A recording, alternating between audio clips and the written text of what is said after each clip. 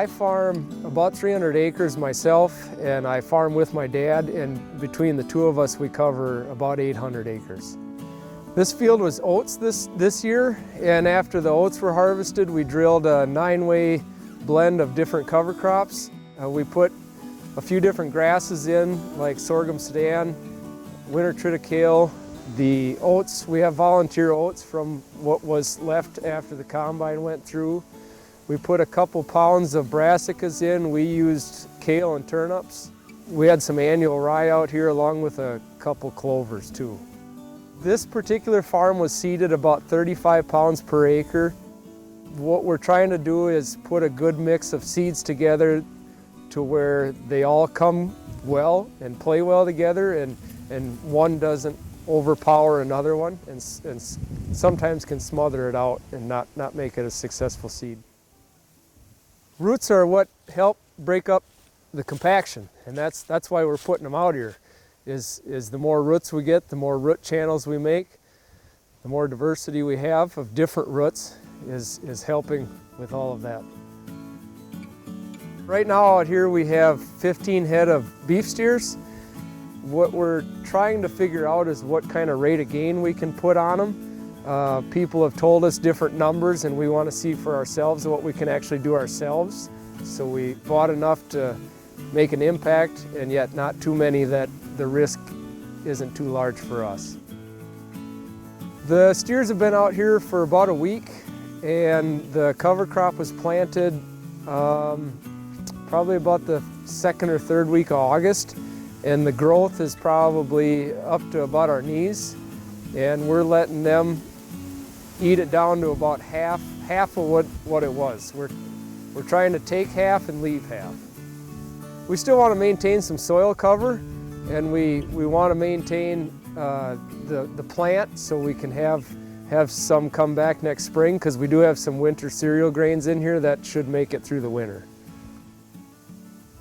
We've wanted to integrate livestock back onto the farm. A lot of the conferences we go to talk about the impact of having an animal on the farm, and with us raising small grain in our rotation now and having the option to drill these cover crops after the small grain is harvested, there's a lot of growing season left that we have a lot of feed out here that can be used versus just left standing.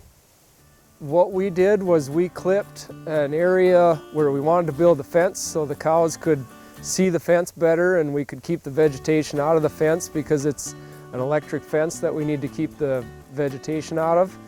The rest of it has not been clipped.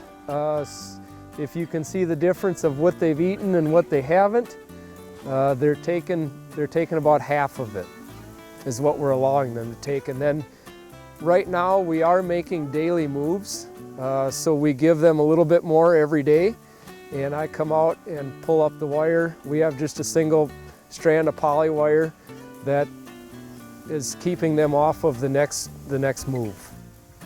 The wire is about waist high, and it's kind of hard to see because it's a white wire and there's a lot of vegetation out there, but they see it, they know it's there, and they respect it well actually.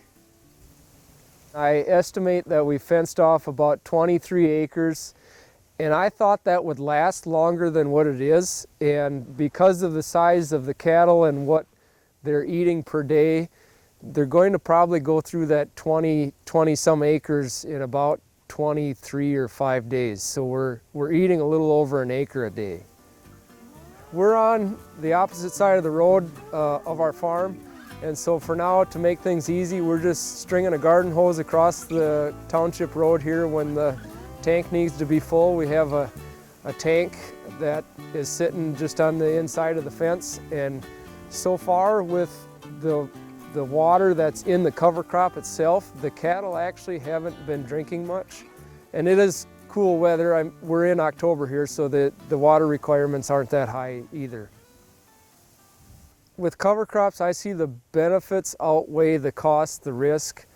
When people tell me that they can't afford it, I tell them that it costs you something to pull your tillage equipment across your farm as well.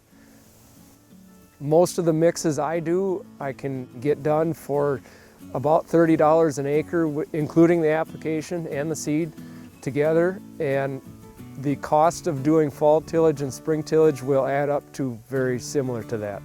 And you're improving your farm besides. Our cover crops have helped immensely with erosion. I see a lot less washing on our fields. We've also started to notice a little less ponding of water.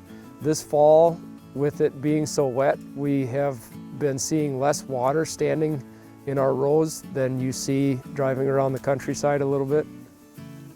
I tell people that weed control is usually one of the first things you'll see with using cover crops, especially cereal rye. What we found on our farm is if we have a good stand of rye, we see really good weed suppression in that bean crop the following spring, in through the summer. We are generally as good or better yield-wise, especially with the soybeans. The corn is hard to tell yet. I don't think we're giving up any yield with the strip till in the corn. I always like to tell people that it's not the yield, it's the bottom line that we're all after. So, for example, if I produce 200 bushel corn and my neighbor produces 220, well, what was my inputs versus his inputs? And so what we should really be comparing ourselves when we compare each other is what's our revenue per acre, not our yield per acre. Using cover crops, we've dramatically reduced our equipment needs, which is one of the reasons why I really wanted to do it. With the way things are between my dad and I, he owns most of the equipment and I've rented it or used it. And I'm looking at someday not wanting to have that huge overhead of all that equipment. So what we've done here by using the cover crops and strip till is we have sold all of our tillage equipment. We did have a large four-wheel drive that we've sold, and so we've dramatically reduced our equipment on our farm. We put the cover crop on the beans to have something growing while the beans are not there, and after they've matured. Cycling nutrients is another reason we put them out there, and to work on building our soil structure back. We have used funds from NRCS and so our local soil and water office to fund our cover crops for now. And that's actually one thing I really encourage people to do, because a lot of the times price is a stopping block for people to getting into this.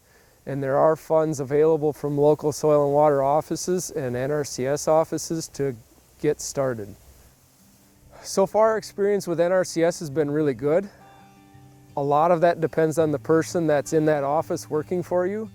The person makes a big difference, and the one that we have in our office has been really great to work with, very understanding of what we're trying to do and help us get done what we want to do and follow the rules of NRCS at the same time.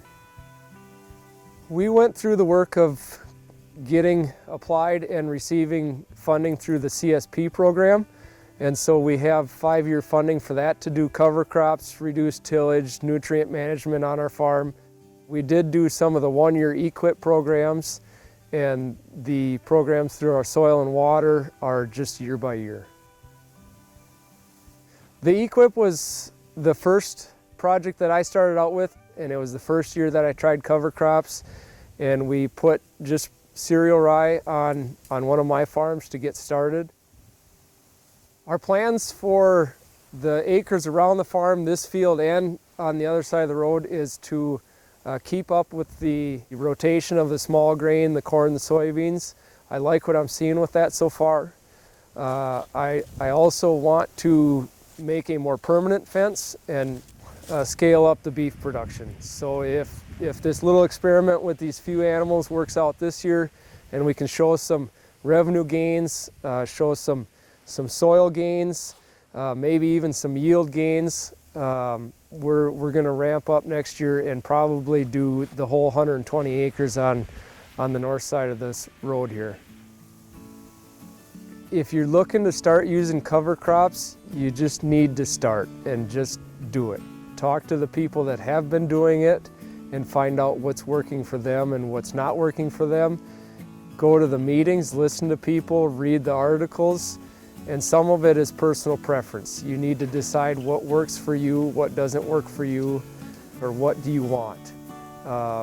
For example, the biggest thing is some people like it to overwinter and some don't. I like cover crops that overwinter on our farms. I like to have something growing in the spring and cycling those nutrients, capturing free nitrogen. Some people, when they're just starting out, a cover crop mix that winter kills is really good for them so they can try it and not have the extra management in the spring.